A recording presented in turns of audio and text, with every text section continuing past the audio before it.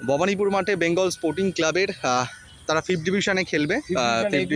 Group match হচ্ছে, একটু যদি বিশদে বলো বিজয়দা যে কতটা প্রস্তুত দল, মানে পরিকল্পনা কি? এখন যা প্রস্তুত আমাদের পুরোপুরি প্রস্তুত নয়, তবে চলছে। এখান থেকেও কিছু ছেলে বাদ যাবে এখনো পর্যন্ত, এটা পুরো কমপ্লিট হয়নি আমাদের।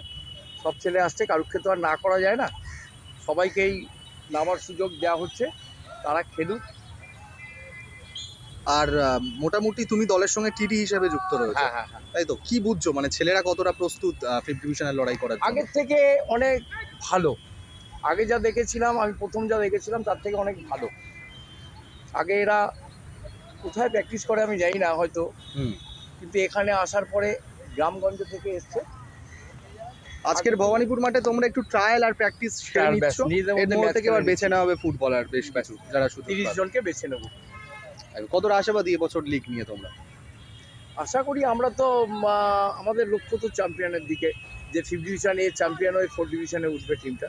আমাদের টিমে ম্যাক্সিমাম আদিবাসী ছেলে, এই বর্ধমান আছে, সুন্দরবন আছে,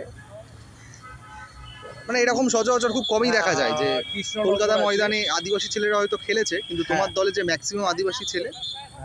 ধন্যবাদ।